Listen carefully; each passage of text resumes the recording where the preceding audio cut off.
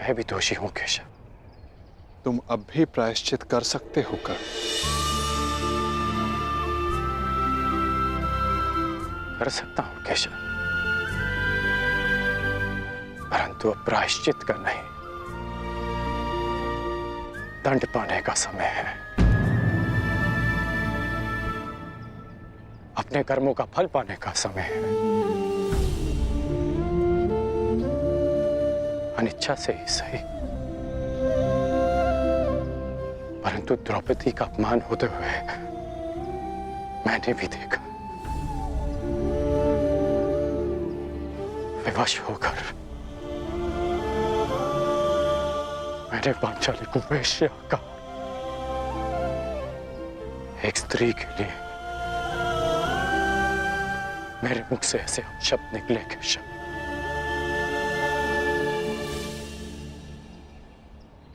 अब उसका विषपान भी तो मुझे ही करना होगा, है ना केशव?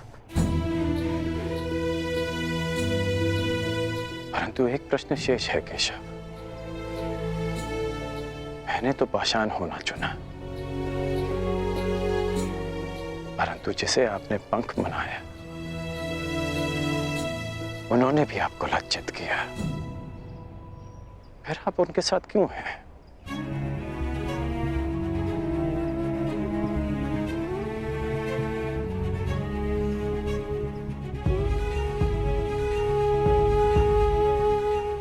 यही प्रश्न उस पंख ने भी मुझसे किया था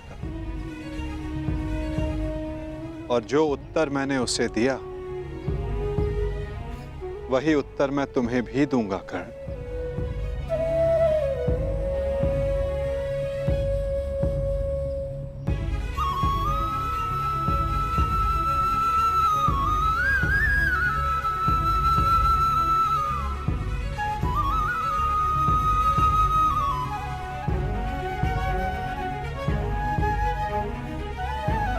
मैं किसी के साथ नहीं हूं कर्ण,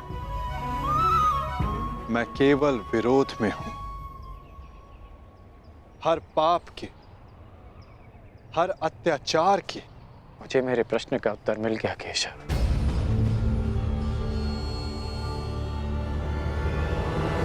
परंतु हमारे मार्ग अलग हैं। अब हम सीधा युद्ध में मिलेंगे केशव, जहां मैं दुर्योधन का साथ दूंगा।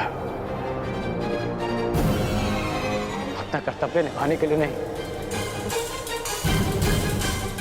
परंतु द्रौपदी के साथ जो पाप हुआ उसका परिणाम भोगने के लिए। मैं जानता हूं केशव कि 13 वर्षों के पश्चात एक महासंग्राम होगा, एक महाभारत होगा, जहां आप मेरे विरुद्ध खड़े होंगे। आप अपना धर्म निभाइए और मैं अपना धर्म निभाकर अपना पश्चाताप पूर्ण करूंगा।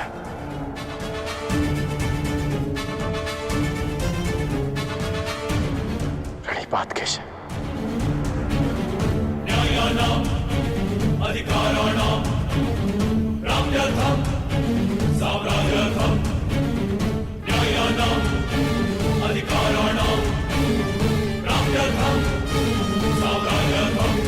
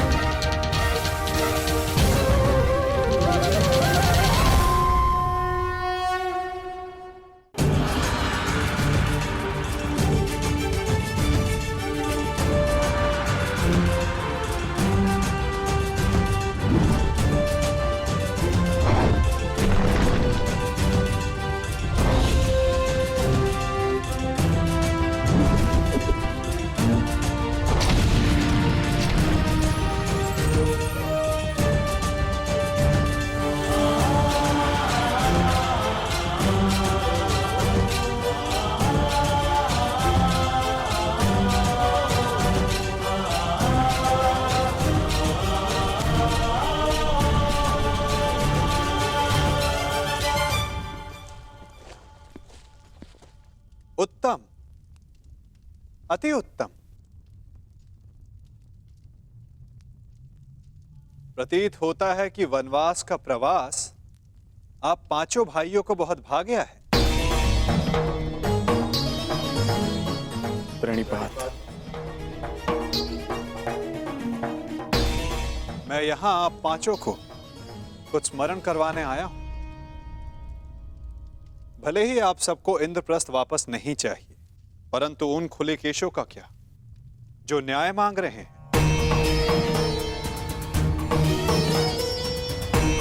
इस भांति वनवास के प्रवास का आनंद उठाकर आप इन खुले केशों को न्याय दिलवाएंगे।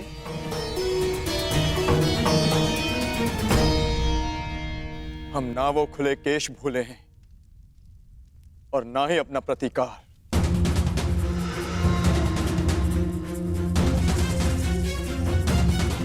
हम युद्ध की तैयारी कर रहे हैं माधव। जो युद्ध होगा वो ऐसा युद्ध होगा जो ना आज तक कभी हुआ है और ना कभी होगा।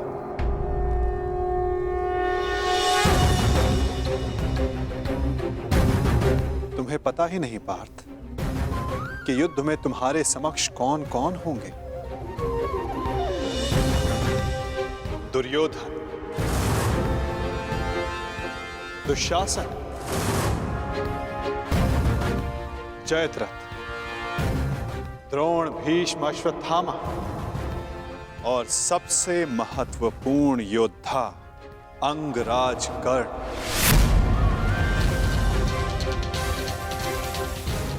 ये एक भीषण युद्ध होगा और इस युद्ध की तैयारी भी भीषण करनी होगी पार्थ।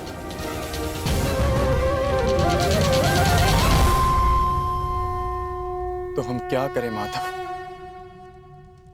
हमारा मार्गदर्शन कीजिए। जब लक्ष्य कठिन हो तो मार्ग भी सरल नहीं होता पार्थ। एक कठिन मार्ग से जाना होगा, एक कठिन यात्रा करनी होगी पार्थ।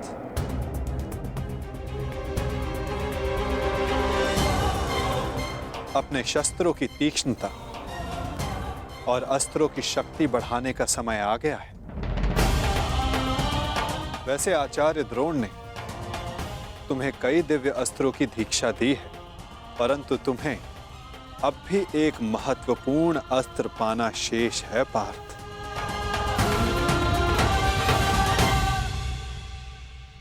पशुपतास्त्र।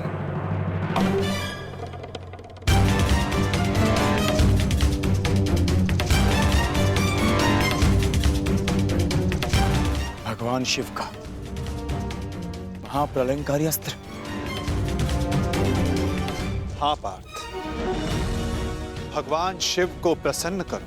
कैलाश जाकर उनसे इस महान अस्त्र की दीक्षा लो, चूंकि युद्ध में सर्वाधिक आवश्यकता तुम्हें इसी अस्त्र की पड़ेगी। ठीक है माधव, जैसा आप चाहते हैं वैसा ही होगा।